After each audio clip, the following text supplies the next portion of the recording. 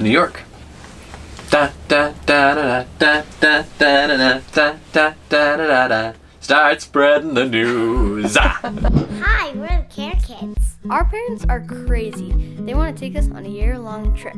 They call it an empathy expedition. We're traveling the states to discover what makes us united. 50 states and 52 weeks. And I saw you,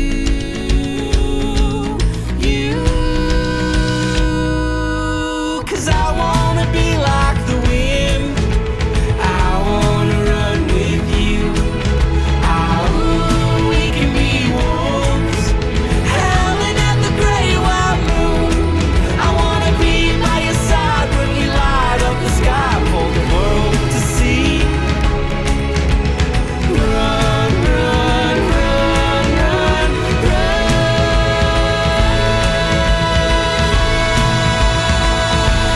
with me.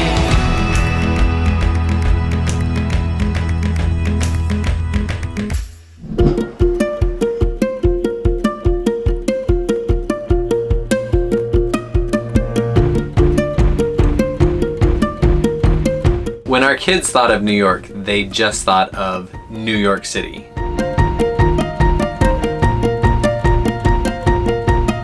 There is a lot more to New York than just New York City. Today we're at a castle, and its backstory contains everything you might expect. Love, romance, and a hint of tragedy. Can you guess where we are?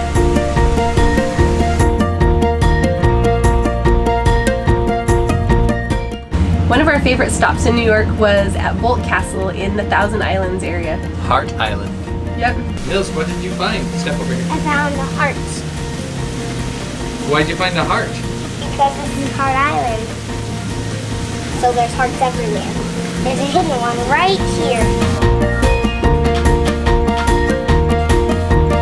George Boalt was a millionaire in the early 1900s. He was a manager of the Waldorf Astoria Hotel, and he wanted to build a beautiful tribute to his wife on this island that they had once had a small cottage on.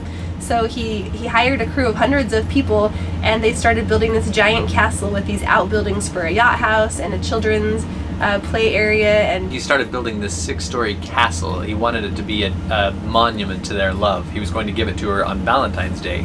unfortunately, she passed away before the home was finished, and he was heartbroken and never returned to the island again. So the structure sat empty for 75 years until the New York Bridge Authority acquired it and refurbished it, and they continue to refurbish it today actually, and it's now open to visitors.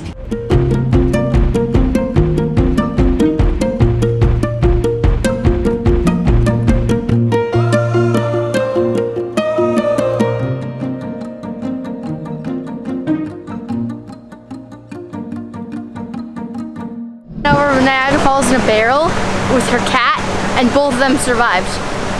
Why are you talking about that? Because we're at Niagara Falls.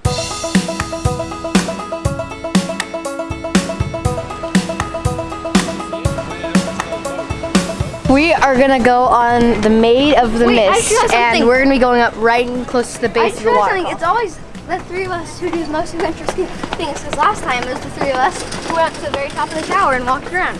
This time it's the three of us who go down right next to the falls. It's just weird. It's always the three of us. It's us three. We're the brave ones. Here we go. You nervous, buddy? Sort of, yeah, partly. But at the same time, I'm not really nervous now. Don't you need a poncho or something? Yeah, we're coming to get ponchos right now. We got our ponchos. Okay. You ready? Yep.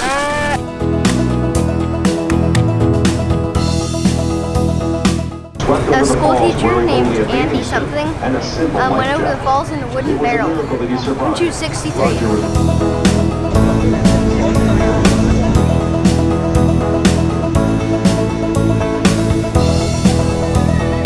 Well, we're at Horseshoe Falls. We're on the Canadian side of the border, and we can see both ends of the rainbow right now. There was these giant waves breaking against the side of the boat, and it felt like it was raining, but harder. This is American Falls, Niagara Falls is right there, and then Horseshoe Falls is there.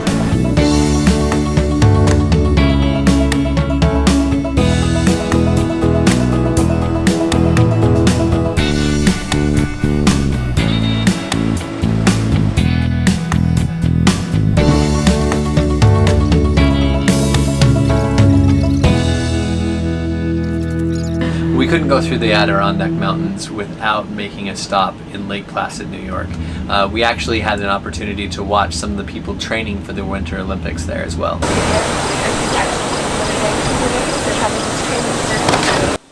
It was still warm while we were there. The snow hadn't fallen yet, so it was fun to watch the Olympic skiers training in the swimming pools. They ski down these plastic structures that have rollers and do their flips and land in a swimming pool. So the kids really enjoyed seeing that. New York has this draw, and maybe it's because it's on the East Coast, maybe it's the city, but it has this draw that people think, I can go to New York and I can achieve my dreams. I can move to New York and I can change everything. Wow. Don't you think? It could be. There's that song. Dun, dun, dun, dun, start spreading the news. I'm leaving today. Yeah, I think that's to make a brand new start of it. Stop. New York, New York. I'm going to send you back there to make a brand new start. The family that we shadowed in New York is the Jensen family. We knew that the Jensens had recently moved to New York, and so when we were in that area, we wanted to contact them and meet up with them and see what they were up to. Look at the wallpaper. Wow. It looks like Thanksgiving exploded in here. This is our Thanksgiving room. Started ripping it down. Moms do that. I think New York has that draw for a certain reason. I think people see that there's opportunity and there's also challenge. The Jensens have moved to a little town called Perry, and their dad got a job there. That's why they moved from Utah to New York. He got a job there. He's the town manager. You guys have been busy. You've been here 2 months. You moved in and already built a fire pit, and you've got projects going. And projects going, I know. But there's like a zillion more things to do. Yeah. It'll be fun. They found this beautiful home that's a couple of 100 years old, and it just has gorgeous bones, and they've done such a beautiful job remodeling it a little bit. And one of the fun parts about the home is it has a carriage house in the back, which they of course have converted into a garage, but the original intent was to house carriages. When it rains, you get some rain in. Okay. It was fun talking with the Jensens. Their oldest daughter is a senior in high school, so she moved out of her state that she's lived in most of her life to New York for her senior year of high school. What a trooper. 100 years ago. But they have ventilation, so it's neat. Like, you don't think about that, but yeah, so that's way cool because there's like all these original. You're a senior in high school, right? Yep. Okay, so you're a senior in high school and you moved from the west, from Utah, Yep. to New York, to upstate New York. So tell us about that transition. Like, how has that been for you? It's been a shocker. I don't know, but it's been hard not having a lot of friends. That's been, I think, the worst part. It's a roller coaster. But, oh well, it's fun. It's an experience that not a lot of people have. Once we got here, I'm just like, we're really here. And then I realized that we're really here. And then school started, and it was crazy. Small high school is so fun. I mean, it's so weird how involved I can get. And even today, I tried out for the select chorus, but everyone gets into the select chorus. And just walked into a yearbook meeting, and they were like, yeah, and they were so happy to have me, and it was super fun. And that's pretty much daily in a small high school, which you don't think about it, but it's so cool. And small town, everyone knows me. I don't know how, but as soon as we got here, they're all like, oh, you're Matt's daughter, and happy, and yeah, it's so weird, but it's super fun. The things that we think are going to be difficult sometimes aren't, and the things that we think are going to be relatively easy actually end up being more difficult. Families are interesting that way, how sometimes the whole family is kind of chasing someone's dream, but it's not always everyone's dream, right? Yeah. Like, this trip was not our children's idea, right? No, And yeah. Matt and I have had the idea, and I don't know that I would say it's been a dream of ours, that's a little bit dramatic, but we had the idea to do this trip, and we thought, let's try it, let's do it. But our kids were not the ones that were, oohing and eyeing and hoping that we would sell our house and move, live on the road for a year in an RV. So, and I think it was the same with the Jensen family, that their dad's job took them to this new place, and the kids were just good sports, and they were just like, all right, we're along for the ride. But I don't think Alex in her senior year of high school, was volunteering to uproot and move across the country, but she has an amazing attitude, and though it has not been easy, as she told us, she's had a great attitude about it and has made the most of a tricky, hard situation, and seems to be doing pretty well. It's hard, but just do it. the people that you meet and the things that you learn about yourself, they're so amazing. And I've made some great friends that maybe don't live here in Perry, but live outside, and that are super amazing. Everyone has such cool stories. I think my family really has helped me. It was fun to listen to them as they've just rallied around each other, and one day, someone's having a hard day, so they all just figure out, hey, what can we do to support that person? And another day it's someone new that's struggling, and they all pull together, and they just seem to have really grown stronger as a family because of this choice to do something really new and hard. And when else would I live in New York?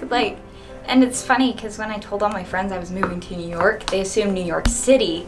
And so they got all excited and wanted to come visit me and stuff like that. And it's definitely not New York City up here. But yeah, super fun. That was one of the things that the Jensens talked about, is that it's been really tricky, but it's also been a real growing experience for their family. For them to come together, for them to be challenged and to be stretched, and for their family to grow. You're stronger than you think you are sometimes. No, you're stronger than you think you are. Not sometimes. Take off to sometimes. You are stronger than you think you are.